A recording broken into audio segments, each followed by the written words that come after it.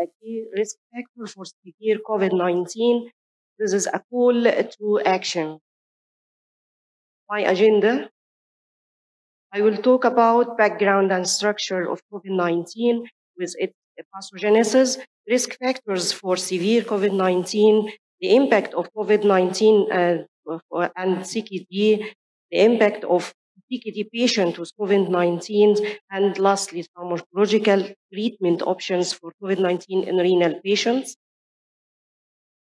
COVID-19 is the abbreviation for coronavirus disease 2019. CO stands for corona, VI for virus, D for disease,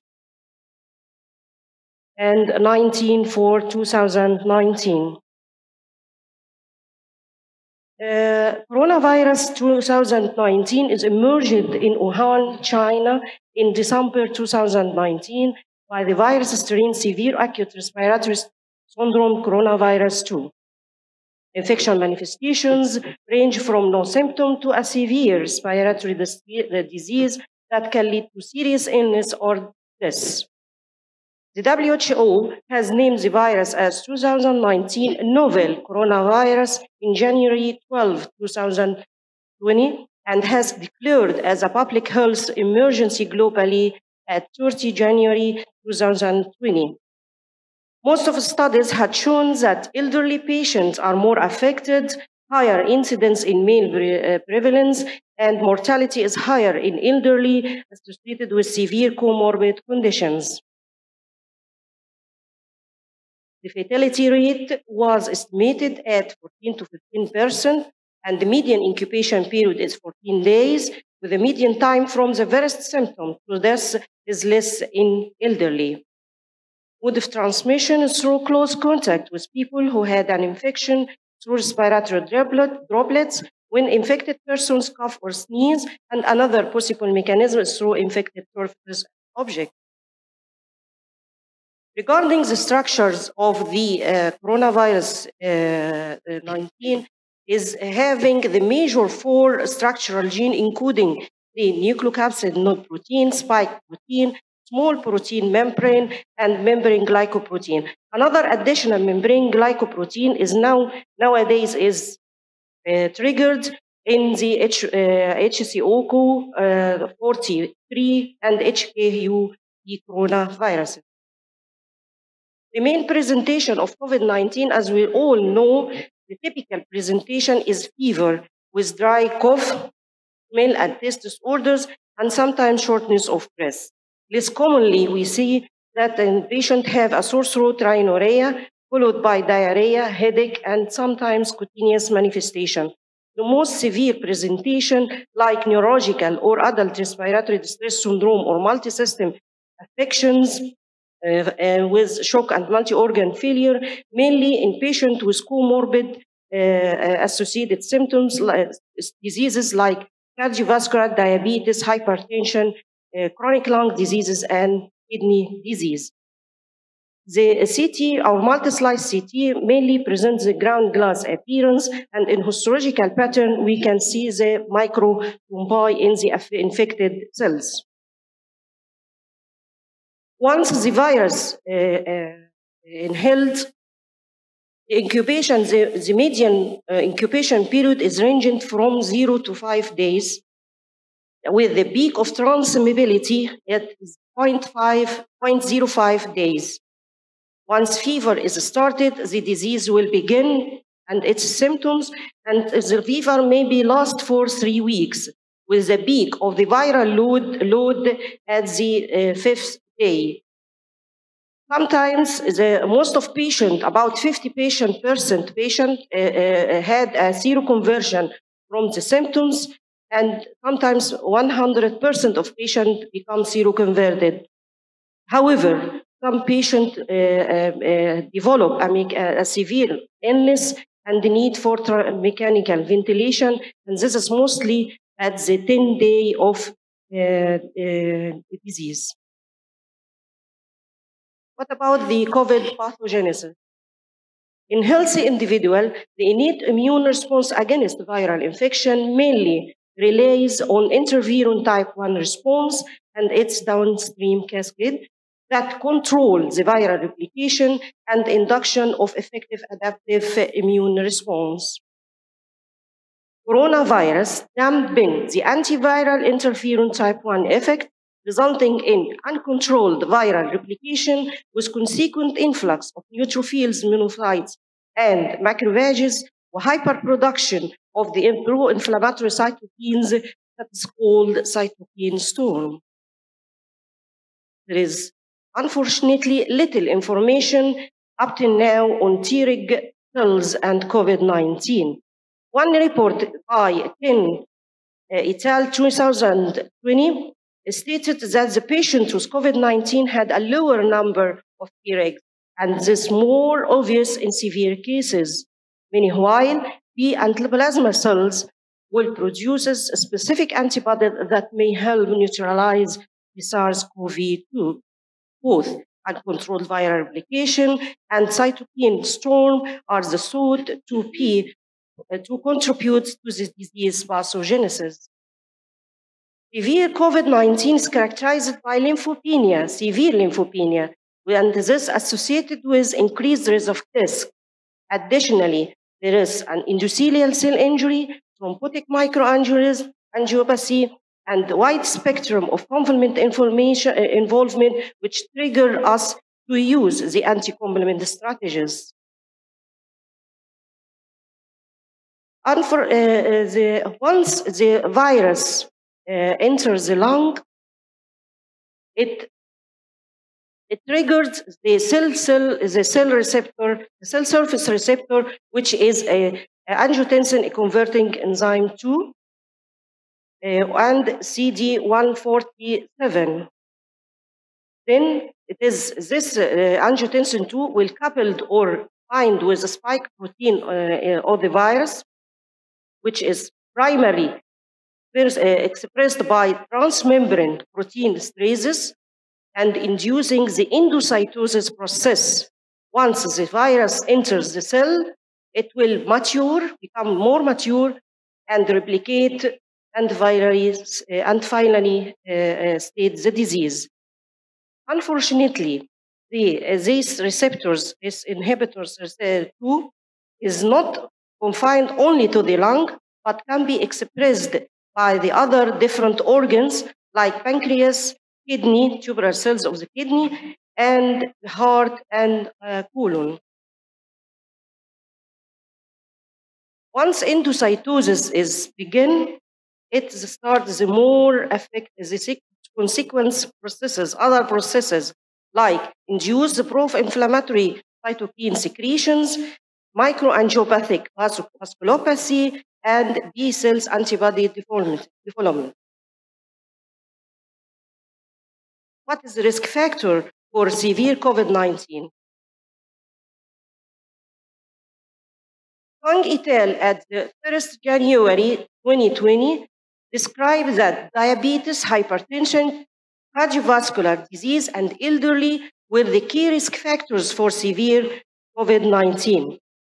And this study don't give any information about the prevalence of CKD or estimated GFR or even albuminuria. In late March, and by Ken et al., and then in late September, these studies reported that the CKD is a key risk factor for severe disease.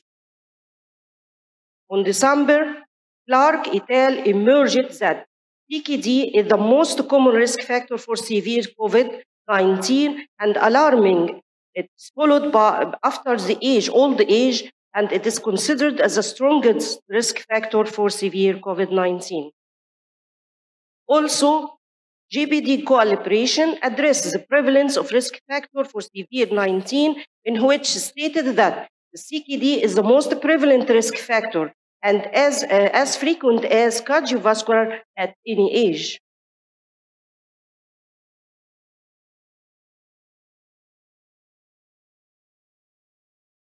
And Oxford Royal College stated that the individuals with CKD were more likely to test positive for COVID-19 than others. Cheng et al. 2019-20 stated also that patients with chronic kidney impairment and COVID-19 may evolve with more pronounced cytokinic storm, resulting in more severe systemic inflammation, hypercoagulability, and being an important risk factor for acute kidney injury, severe illness, and mortality. Then, CKD is the most prevalent risk factor for severe COVID worldwide. Why? All of us know that the CKD have an immune dysfunction. The most common alteration in immune system in CKD are characterized by B and T cell phagocytic dysfunction and increased concentration of pro-inflammatory cytokines and inflammatory cytokines. These alterations progress as the renal function decline. Regarding immune dysfunction, CKD neutrophil function is decreased in pre-dialysis and dialysis patients. Likewise, B lymphocyte of advanced CKD patients have an increased rate of apoptosis that may contribute to B lymphopenia. T cell from CKD patients have an apparent early state of early activation. Activated T cells driven by apoptosis, thereby contributing to T lymphopenia, progressive immune deficiency, and increased risk of infections, which is observed in these patients. Persistent inflammation per se is a risk factor for progression of CKD and cardiovascular disease. Another multiple actors could contribute to chronic inflammation, including patient-related factors, oxidative stress infections, and hemodialysis-related factors like biocompatibility and dialysate quality. Moreover, there was a correlation between the presence of microorganisms in dialysate and oxidative stress and C-reactive protein interleukin 6. So, we can conclude that CKD causes marked alteration of immune system by persistent systemic inflammation and acquired immune suppression. Once CKD patient get COVID-19, in the presence of marked immune deficiency and marked systemic and persistent systemic inflammation, the virus will be replicate and infect the cells. Moreover, our patient has a multiple comorbidities like anemia, vitamin deficiency, oxidative stress complement activation, and other comorbid diseases which interplay with the immune deficiency and systemic inflammation, give rising to hyperinflammation and resulting in marked tissue injury and finally the death. Therefore, our treatment strategy is about to decrease the viral replication, immune modulation, giving an anti-inflammatory drugs with supportive therapy like anticoagulant heparin.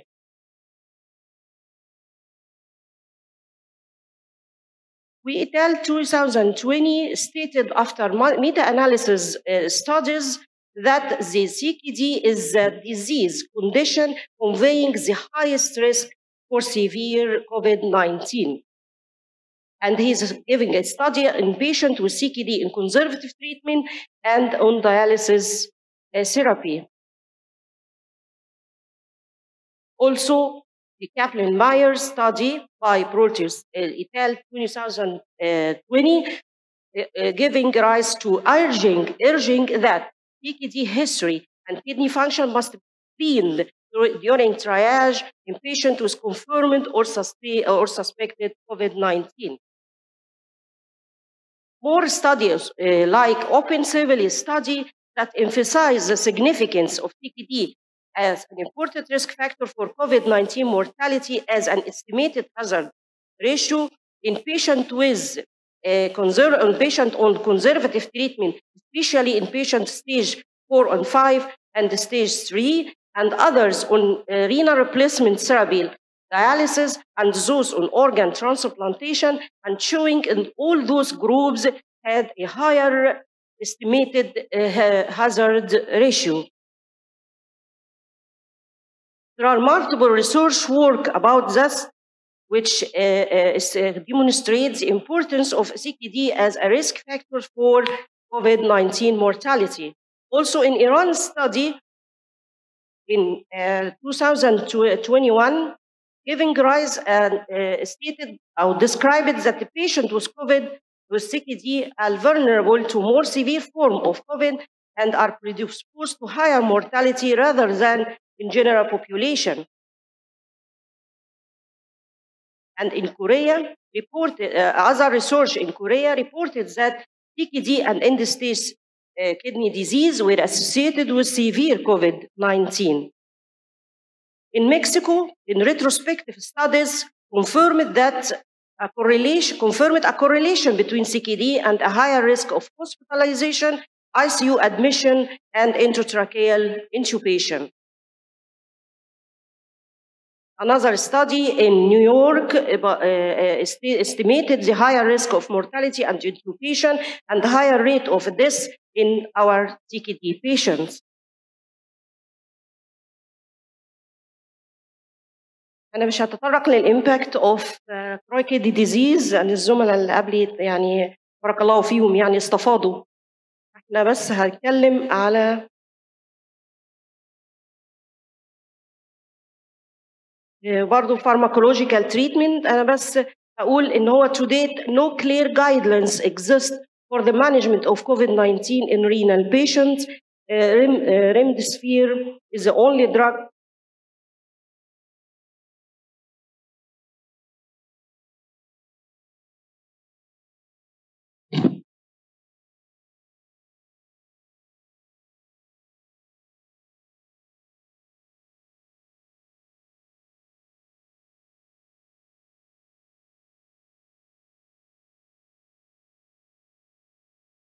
Remdesivir is the only drug approved by FDA. Due to the disease novelty, the current management strategy of COVID has been mainly preventive and supportive. This is a diagram stated that we must to treat our patient of CKD with coronavirus. First of all, blockade of entry by anti-spike antibodies and inhibition of S1, S2 cleavage and uses of anti-transmembrane protease series agent. Second step, blockade the replication of the viruses by use of viral protease inhibitors or ribavirines. Give a booster to enhance the innate response of the patient by enhancer of antiviral innate by early treatment by interferon and interferon inducer and blocking the interferon antagonists. This is tables summarize the usual treatment. Dr. Ahmed الله فيه يعني take home messages. CKD patient in non-dialytic stage exhibit a vulnerable COVID-19 disease comparable to that of patient on kidney replacement therapy, despite the presence of effective clinical pathway for CKD patients. The incidence of COVID is strongly related to spread of infection in community. It is urgent to give direct protection of CKD patients through their prompt vaccination. It is a crucial importance to carefully develop strategies that target CKD patients at high risk of severe and fatal outcomes. In addition, consistent with ERA Council's inclusion of CKD patients in clinical trial, testing the efficacy of drugs and vaccine to prevent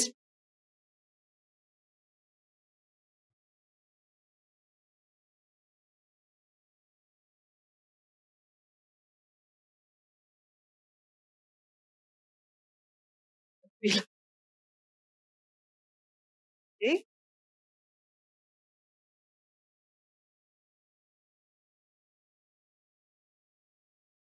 In clinical trial testing, the efficacy of drug and vaccines to prevent severe COVID was advocated. Thanks, Professor Effat, for this interesting talk, and I thank you with me that COVID